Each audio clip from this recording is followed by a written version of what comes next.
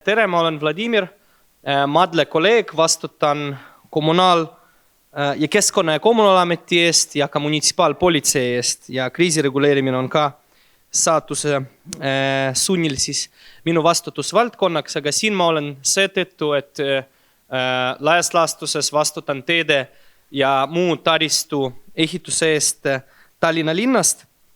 Seesama pilt, aga natuke ilusam versioon sellest oli siin teie ees.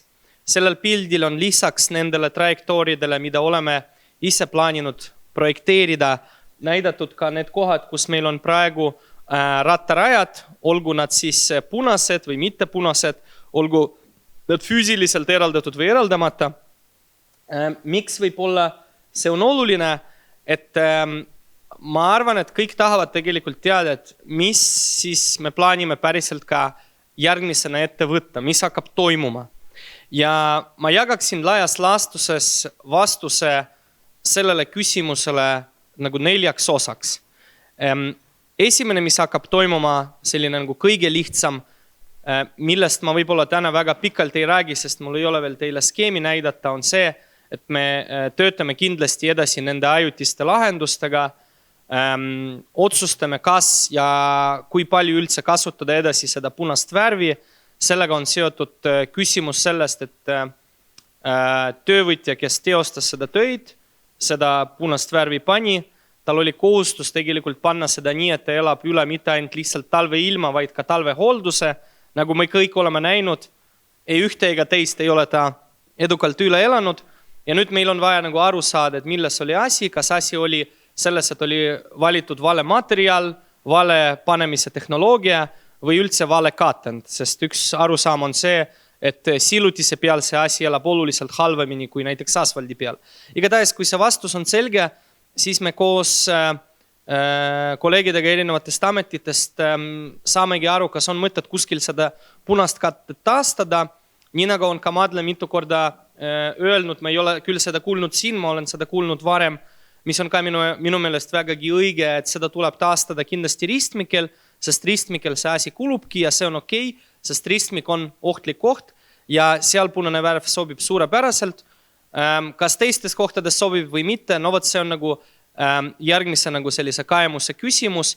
Ilmselt, mida me proovime teha, on see, et seal, kus me näeme võimalust eraldada rattarajad füüsiliselt postide, mingite torbikute, mingite tagurpidi ümber pööratud äärekividega või millega iganes veel, seal me pigem läheme nagu füüsilise eraldamise teed pidi, seal, kus ei ole võimalust, no seal jääme kasutama punast värvi, kui üldse see uuring näitab, et see punane värv meil püsib. Aga sellest ma ei tahtnud täna rääkida.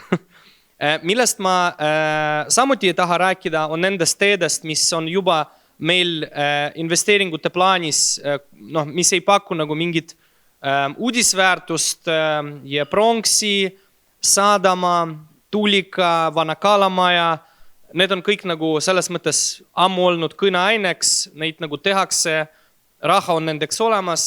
Loodame, et kõik need ehitushinnad küll nad lähevad üles, aga loodame, et mitte mitmekordselt, et me peame midagi ära jätma. Aga plaan on nagu tegelikult see, et me liigume nendega edasi. Võib-olla üks asi, mida ma siin lisaks, on see, et sellised projektid, mis meil justkui ei ole seotud otseselt rattastrateegiaga, nagu Tondi eritasandiline see raudtee nagu ülesõit, Vana Sadama tram, Peterburi tee. Kõik need projektid tegelikult samuti sisaldavad nagu rattastrateegia järgseid lahendusi või vähemalt peaksid sisaldama, et sinna tulevad täiesti eraldatud, asfalteeritud ja loodetavasti pigmenteeritult asfaldiga asfalteeritud nagu rattateed. Aga jällegi ei taha ma rääkida nendest, sest need ei ole nagu mingi uudis. 2 teemat, võib-olla millest võiks rääkida, on just see, mida Tallinn läheb uute objektidena projekteerima selleks, et rekonstrueerida ja ehitada välja korralikud nagu rattateed. Ma lihtsalt ei tea, kui palju ma otsin silmadega Madlet, kui palju Madle jõudis rääkida sellest või jõudnud, et ma ei hakkaks kordama üle. Aga teine teema, millele ma tahtsin kõige rohkem keskenduda, on see, et me saame aru, et tänava rekonstrueerimine, kui me tahame seda läbi projekteerida, eriti kui see asub siin nagu südalinnas, see võib võtta aega ja aega isegi rohkem kui 1 aasta. Seetõttu meil paralleelselt läheb nagu mitu protsessi ja üks nendest protsessidest on see, kus me võtame kas juba olemasolevad nagu lahendused või me võtame sellised kohad, kus me saame aru, et me ei tule homme või ülehomme täielikult rekonstrueerima ja selliste nagu nii-öelda PC-projektidega saavutame seal natuke kiiremad muudatused. Enne seda, kui ma hakkan näitama, millest need seisnevad, ma ka proovin defineerida sõna kiiremad. Need kiiremad, nad võtavad ka kuni aasta lihtsalt juba seetõttu, et meil on 2 olulist piirangut. Esimene piirang on see, et paljudest kohtadest meilt nõutakse projekteerimist, et kolleegid ütlevad, tõstavad käed üles, ütlevad, mina siin koppaga ei lähe ilma selleta, et meil on projekt, mis on ka arusaadav. Ja teine on see, et meil on Eestis paraku piiratud see aeg, mil me saame nagu asfaldit valada.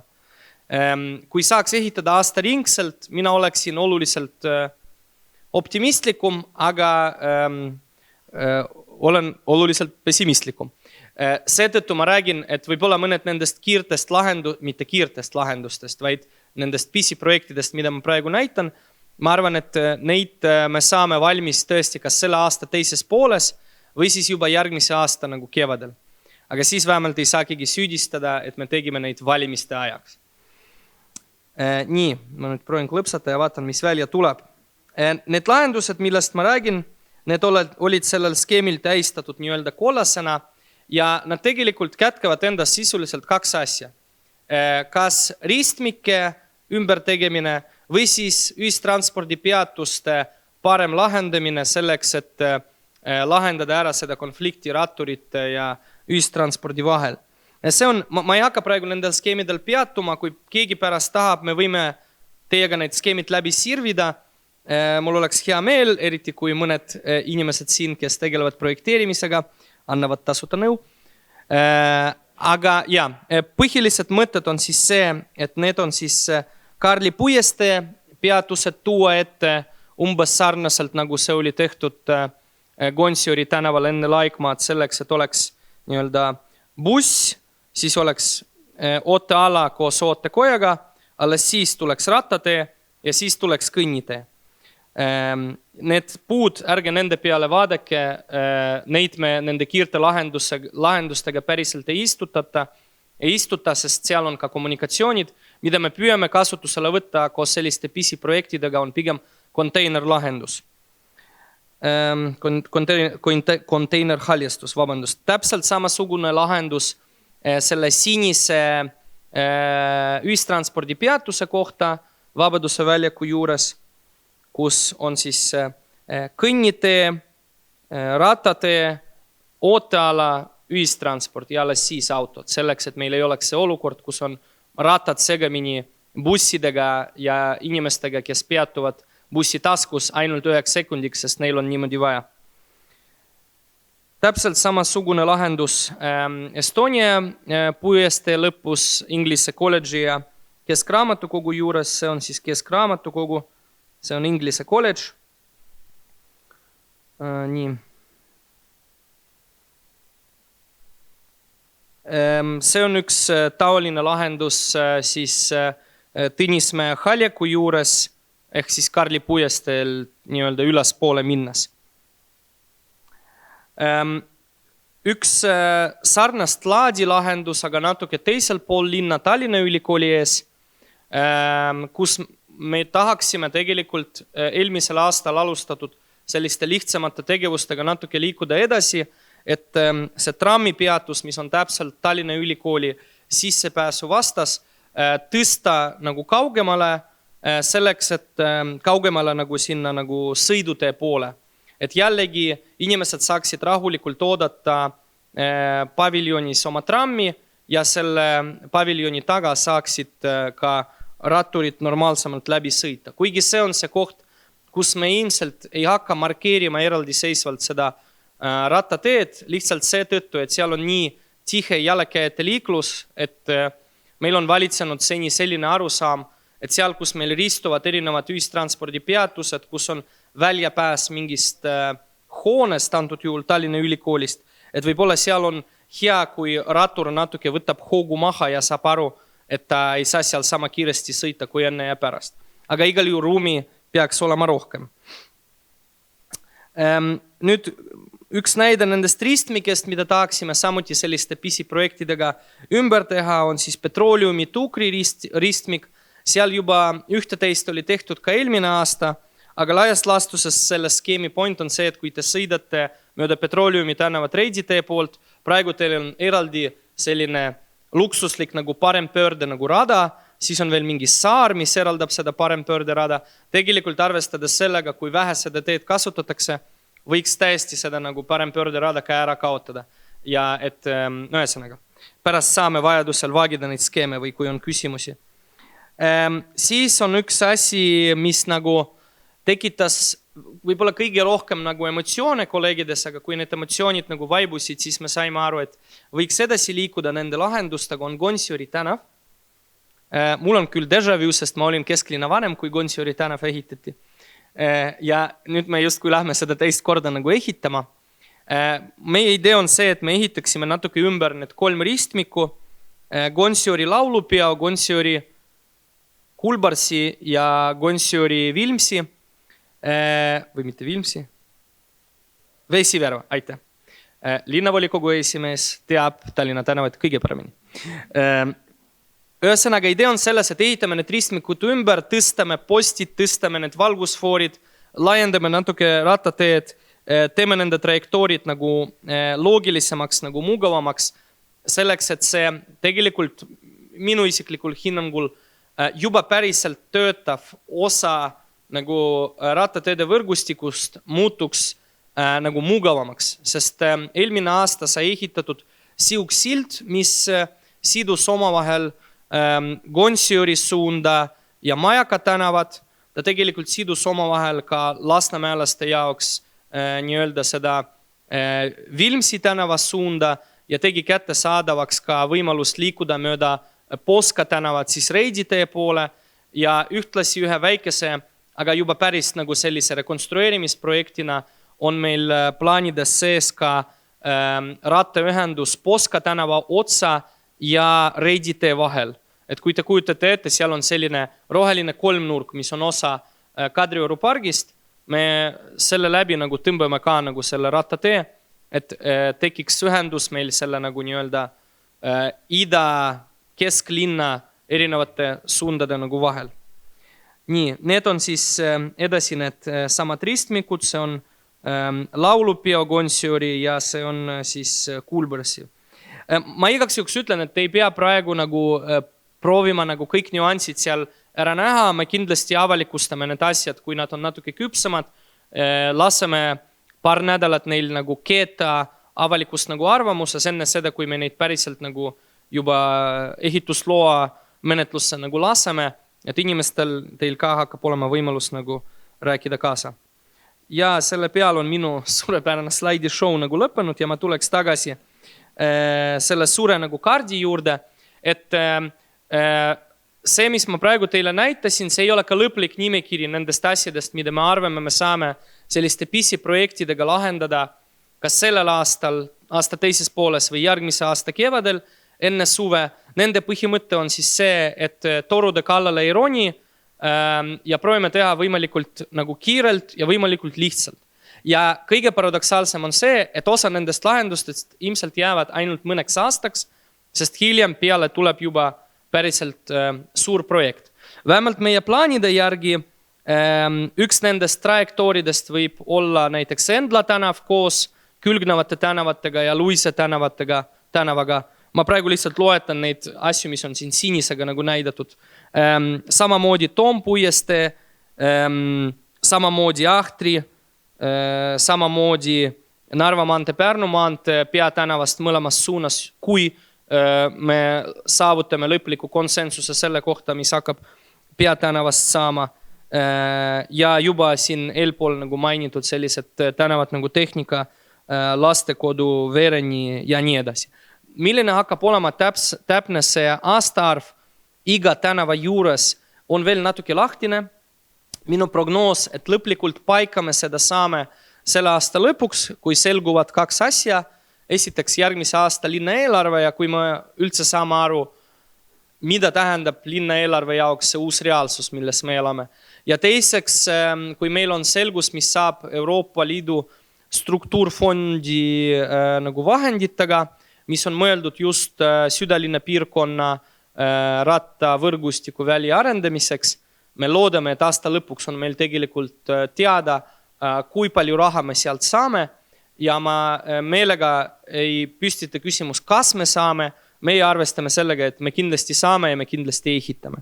Nii et siis, ma arvan, tekivad need kindlad arvud, mis hakkab toimuma esimesena sellest nimekirjast, on ka veel natuke meil arutlusel koos Madle ja Andreiga, aga ma usun, et Madle Lipuse ja Andrei Novikoviga, juhul kui te mõtlesite, et kes need inimesed on. Aga ma usun, et tegelikult siin kevade jooksul see kindlasti selgeks saab. Kaks asja, mis on juba nagu kindlad, mulle tundub vähemalt kindlad, mida me tahaksime kohe projekteerimisse lasta. Ja loodame, et jõuame ka ehitusse, oleks siis tehnika, veereni ja lastekodu. Nüüd tehnika osas ma tean, et oli väga palju küsimusi viimastel päevadel, kas te rajute seal kõik puud ära või kõik puud ära. Ja nagu tegelikult meie plaan oleks see, et me muudaks paremaks seal tehnikas rattaga liiklemist ilma neid puid puudutamata, vähemalt nii kaua, kui need puud elavad oma elu. Ja seal on mõte see, et me oleme läbirääkimistes praegu Eesti Raudteega. Mõte on see, et me napsaksime raudteel natuke nagu maad, selle muldkehandi ja puude vahel. Ja sinna, kus on praegu selline nagu mõnus rahvarada, looksime ühe suunalise rattatee. Mis suunalise, ärge minu käest küsige. Ma loodan, et mine ei ole see, kes peab seda nagu otsustama. Ja selle kõrval ka võib-olla väikese jalgtee. Ja siis tehnika tänava endaga me teeks nii, et me püüaks mitte puudutada neid äärekivisid, vaid me teeks nii, et me liigutaks raudtee poole nagu neid sõidusuunad ja paremale poole siis majade poole siis jätaksime teise suunalise nagu rattatee. See on praegu kõik suure agaga, sest raudtee on meile niimoodi öelnud, et umbes jah, et davai jõuame nagu mingite selliste joonisteni ja siis me ütleme teile lõplikult, aga hetkel selline kavatsus on olemas. Vereniga on natuke veel lahtine, kuidas seda teha täpselt ja mida seal teha, sest seal on samuti puud, mida me ei taha nagu puudutada. Puud, mitte puudutada. Ja.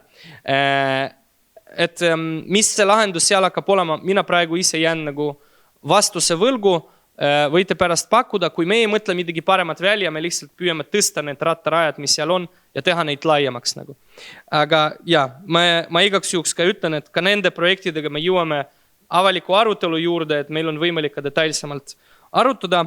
Ja lastekodu, kuna mul oli võimalus Mareku viimast lõiku natuke nagu kuulata, lastekodu osas on meil nagu kindel arusaam, et see peab rekki minema lihtsalt seetõttu, et võrguvaldajad, torude omanikud niikuinii lähevad seda nagu ehitama ja kui nad juba kaevavad seda üles, meil ei ole mõtet neile öelda, et hea küll, taastage seda nii nagu ta oli, pärast me veel kord nagu lähme ja kaevame seda üles.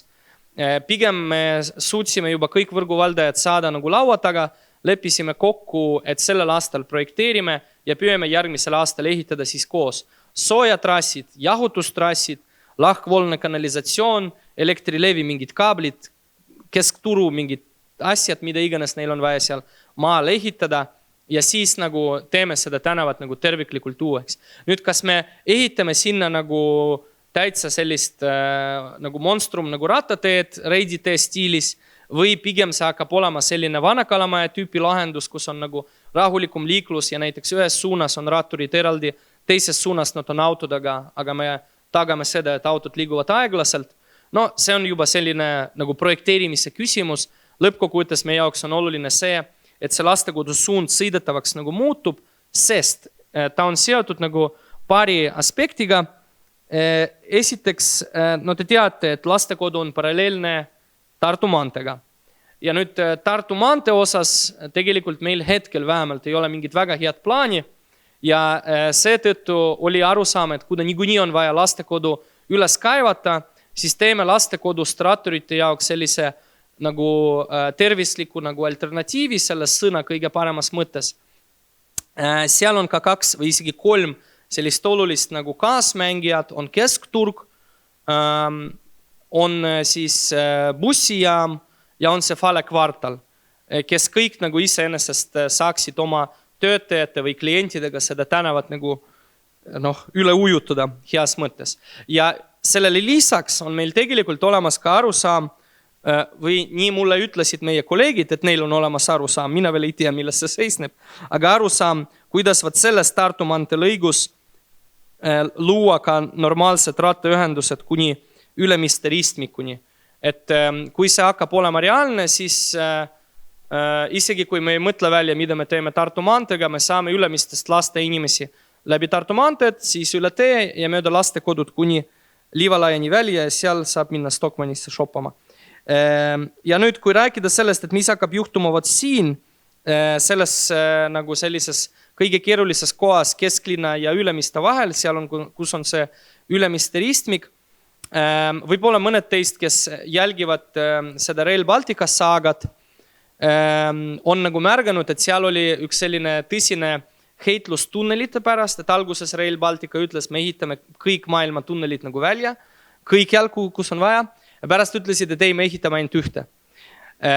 Ja lõpuks me oleme jõudnud sinnamaani, et kus meil on tegelikult need tunnelid seal Ülemistel, need on mõlemad projekteerimises, mõlemad, sest need peaksid tulema 2 poole teed. Ja kuigi Rail Baltica ütles, et neil raha ei ole, et neid rahastada, me praegu oleme MKM-iga läbi rääkimistes Majandus-Kommunikatsiooniministeeriumiga, et võib-olla me leiame siiski mingi võimaluse, kuidas neid rahastada, puhtalt juba sellepärast, et justkui olemuslikult mingi seos kogu selle Rail Baltica ja Ülemiste terminaliga on, kuigi Rail Baltica projektijuhid seda ei taha tunnistada. Aga mis seal ikka, küll me saame hakkama.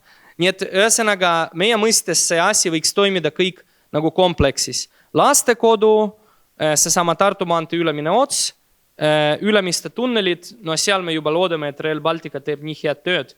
Nad on ju nii head töömehed, et me peame lihtsalt neid inimesi võtma ja laskme neid sinna all linna minna. Ja kui vaadata siin teist otsa, ma jällegi ei tea, kas Madle rääkis Liivalaiast. Madle nooguta, ei ole rääkinud. 2 sõnaga on siis see, et meil on nagu kokkulepe, et Liivalaiad kaalutakse praegu ühe trammi koridorina, seetõttu Liivalaiad ei projekteerita ja suvel kunagi see trammi koridoride uuring peaks läbi saama. Seal uuritakse 5 koridori, siis Liivalaia, Kalaranna, siis uuritakse nii-öelda Putukaväila trammi nagu trajektoori, see on umbes see trajektoor. Ja siis, ja uuritakse veel trammi koridori kuni Järveni mööda Pärnu maanteed. Need 5 koridori on nagu kaalumisel selles mõttes, et see uuring peaks ütlema, kuidas nad saaksid sinna ruumis ära mahutada. Teisisõnu, kui palju on vaja nagu kärpida kuskilt autoridu, kui palju on kuskilt mingit maju lammutada või kellele linn peab raha palju maksma selleks, et me saaks seal mingid need ringid teha trammide jaoks. Kui see uuring on valmis, siis me otsustame, milliste trajektooridega me liigume edasi, sest jällegi meil on lubatud mingi väike ports eurorahasid, mida me saame trammiteede jaoks kasutada, aga see ports on piisavalt väike, et me kõiki neid trajektoore ei suuda välja ehitada. 1, heal juhul 2, tõenäoliselt niimoodi 1,5. Et ühesõnaga, kui saab selgeks, mis saab Liivalaia trammi küsimuses, siis me laseme Liivalaia kohe projekteerimisse hoogtempos, sest et Liivalaia on loogiline jätk Jõe-Pronksile, mis nüüd lähevad ehitusse suvel ja tegelikult ta on väga seotud ka lastekoduga, sest seal on üks väga jäme toru, mis nagu tuleb lastekodust ja on vaja kuidagi ühendada Jõe-Pronksiga ja see kõik saab toimuda, nagu te teate, ainult läbi Liivalaia alt. Ja selleks me kindlasti liigume ka Liivalaiaga.